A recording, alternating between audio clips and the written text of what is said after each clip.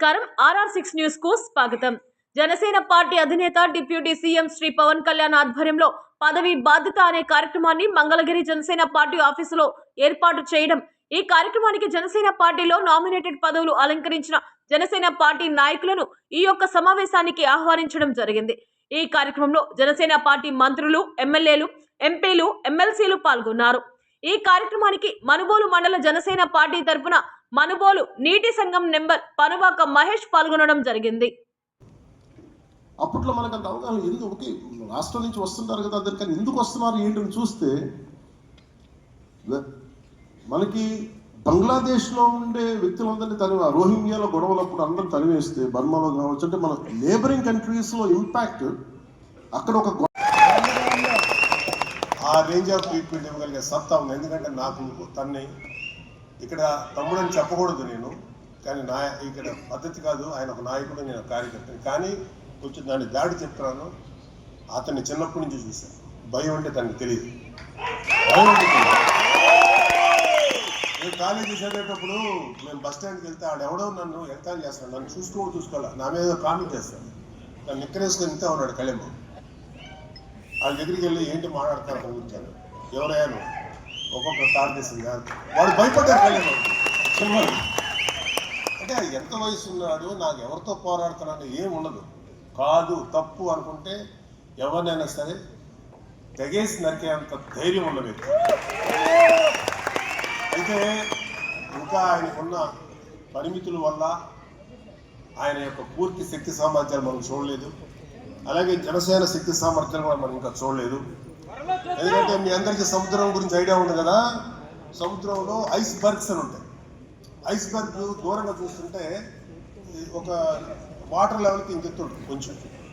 ఆ ఇంతే కదా అని చెప్పి వెళ్తే మాత్రం ఐస్ బర్గ్ సముద్రం కింద ఇంకా చాలా ఉంటుంది. అంటే కొన్ని మీ అందరికీ కూడా హృదయపూర్వక స్వాగతం. మనం దాదాపు 3000 నుంచి 3500 వరకు రకరకాల పదవుల్లో మన జన సైనికుల్ని, వీర మహిళల్ని అపాయింట్ చేసుకోగలిగాం. ఇంకా చాలా భవిష్యత్తు ఉంది మనకి. ఇంకా లోకల్ బాడీ ఎలక్షన్స్లో ఎంతోమంది అవకాశం వచ్చింది. నాకు బాగా ఆశ్చర్యం కలిగించిన విషయం ఏంటంటే, ఇంతవరకు ఆంధ్రప్రదేశ్ రాజకీయ చరిత్రలో ఇలాగా నామినేటెడ్ పోస్టులో వివిధ స్థాయిల్లో ఉన్న నాయకుల్ని వాళ్ళతో కలిసేటువంటి ఒక మీటింగ్ ఇంతవరకు ఎప్పుడూ జరగలేదు. ఫస్ట్ టైం ఈ మీటింగ్ జరగడం చాలా ఆశ్చర్యంగా, చాలా గొప్పగా కూడా. ఇది తక్కువగా కాకుండా చెప్తున్నానంటే ఏ పొలిటికల్ పార్టీ ఇంతవరకు చేయలేదు. ఇది మనలో ఒక తెలియకుండా ఒక యూనిటీని, ఒక ఐకమత్య భావాన్ని పెంచుతుంది. ఇది ఖచ్చితంగా అవసరం. అంటే పవన్ కళ్యాణ్ గారికి మనం ఏం చెప్పక్కర్లా, ఆయనకు అన్ని ముందే తెలిసిపోతుంది. ఆయన ఒక రకమైనటువంటి ఒక విపరీత అనాలిటికల్ పవర్. కానీ మనం ఎవరి సాక్రిఫైస్ మీద మనం నిలబడ్డాము, ఎవరి బలిదానం మీద నిలబడ్డాము, ఆ వ్యక్తిని వదిలేస్తున్నాం. భగవంతుడు నాకు ఇచ్చిన, గురువులు ఇచ్చిన నాకు ఆ జ్ఞానం ఏమో తెలియదు, కానీ ఆయన పేరు స్మరించాను. అంటే ఎలా ఉంటుందంటే, ఆయన పేరు పెట్టగానే సార్ ఆయన వయస్సులు అంటారా, మన ఆలోచన చూడండి.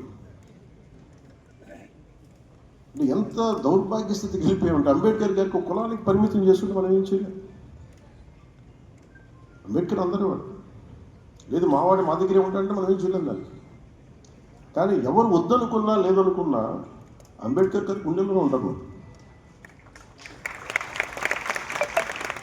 దాన్ని మేము పొలిటికల్ ఇష్యూ, ఓనర్షిప్ ఒక్కరికి అని అంటారు కుదరదు నాయకుడికి. తప్పులు చేసిన వాళ్ళు అవుతున్నారు.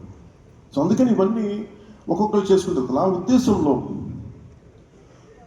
పొట్టి శ్రీరాములు గారికి సరైన గుర్తింపు కానీ నివాళి కానీ ఇవ్వాలి అంటే నిజంగా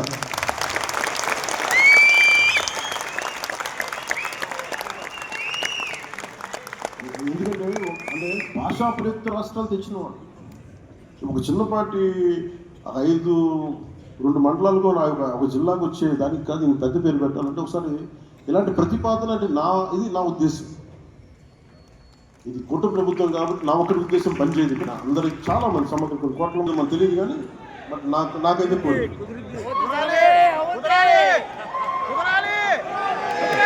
డిసిప్లిన్ మేము మొత్తంగా మాట్లాడతాం, ఇబ్బంది లేకుండా మాట్లాడతాం. మా సోదరులు నాగబాబు గారిని అడగండి, మా ఇంట్లో ఎప్పుడు కూడా కుల ప్రస్తావన మాకు తెలియదు అసలు. ఇప్పుడు